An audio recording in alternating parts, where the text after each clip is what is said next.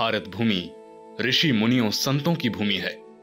इस पावन भूमि पर समय समय पर अनेक संत महात्माओं का पदार्पण हुआ,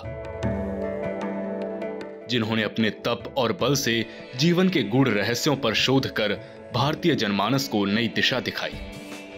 ऐसे ही एक ऋषि हैं महर्षि वाल्मीकि जी, जिन्होंने भगवान श्री राम के जीवन और उनके चरित्र को विश्व के प्राचीनतम महाकाव्य रामायण के रूप में प्रस्तुत किया। लेकिन बहुत ही कम लोग जानते हैं कि इस महान ग्रंथ में भगवान श्री राम के जीवन के चित्रण के साथ साथ काल गणना प्रणाली का ज्ञान भी प्रस्तुत है, जो यह दर्शाता है कि हमारे मनीषी न सिर्फ शस्त्र और शास्त्र का ज्ञान रखते थे, बल्कि उन्हें अंतरिक्ष विज्ञान के क्षेत्र में भी महारत हासिल थी, जिसके प्रमाण भी रामायण में मिलते हैं। इसलिए हम कह सकते हैं कि महर्षि वाल्मीकि आदि कवि के साथ साथ एक महान वैज्ञानिक और खगोल शास्त्री भी थे।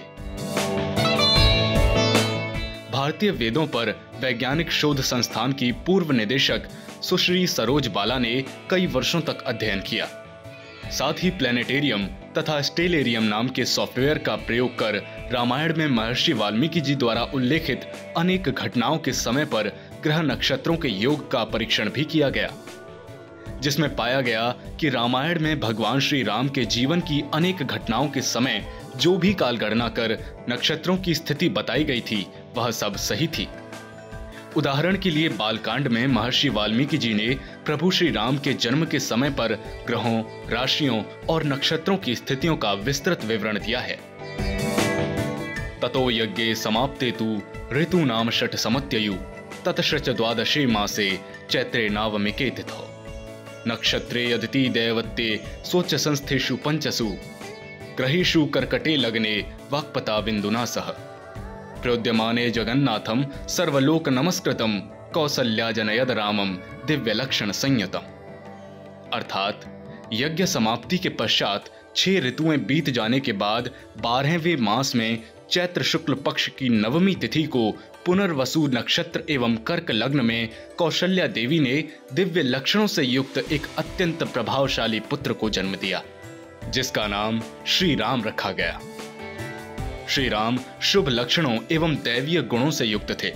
उस समय चंद्रमा पुनर्वसु नक्षत्र में था। सूर्य, शुक्र, मंगल, शनि, बृहस्पति ये 5 ग्रह अपने अपने उच्च स्थान में विद्यमान थे और बृहस्पति एवं चंद्रमा एक साथ चमक रहे थे। इन सभी खगोलीय विन्यासों को अयोध्या के अक्षांश और रेखांश से 10 जनवरी 5114 वर्ष ईसा पूर्व को दोपहर 12 बजे से 2 बजे के बीच के समय में देखा जा सकता था। यह चैत्र माह के शुक्ल पक्ष की नवमी तिथि थी। यह बिल्कुल वही समय और तिथि थी जिस समय समस्त भारत में आज भी रामनवमी मनाई जाती है।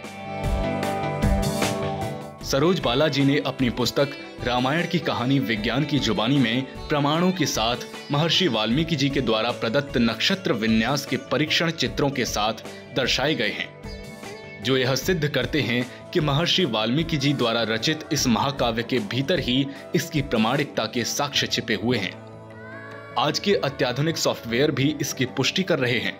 यह हम सभी भारतीयों के लिए गर्व का विषय है कि महर्षि वाल्मीकि जी द्वारा वर्णित जिस राम कथा को काल्पनिक सिद्ध करने का षड्यंत्र रचा गया, स्वयं महर्षि वाल्मीकि जी के द्वारा रचित श्लोकों से प्रभु श्री राम और उनके जीवन से जुड़ी विभिन्न घटनाओं की सत्यता की पुष्टि होती है, जिसे आज का विज्ञान भी स्वीकार कर रहा है। महर्षि वाल्मीकि जी द्वारा कृत रामायण मात्र एक साहित्यिक रचना भर नहीं है, यह भारत की ऐतिहासिक धरोहर है, जो हजारों वर्षों प्राचीन हमारी संस्कृति के अनवरत प्रवाह को अपने भीतर समेटे हुए है। यह एक शोधपरक वैज्ञानिक विवरण है, जिसे डिकोड कर हम भारत के हजारों वर्ष प्राचीन इतिहास की गहराई में उतर सकते हैं। महर्षि वाल्मीकि जी ने अपने श्लोकों में तत्कालीन समय के अनेक खगोलीय विन्यासों, ग्रह नक्षत्रों का जिस प्रतिभा से उल्लेख किया है, उनका ज्ञान आज के अत्याधुनिक युग में मूर्धन्य खगोलविदों एवं अंतरिक्ष विज्ञानियों द्वारा भी तभी संभव है जब वे अत्याधुनिक उपकरणों का प्रयोग करें।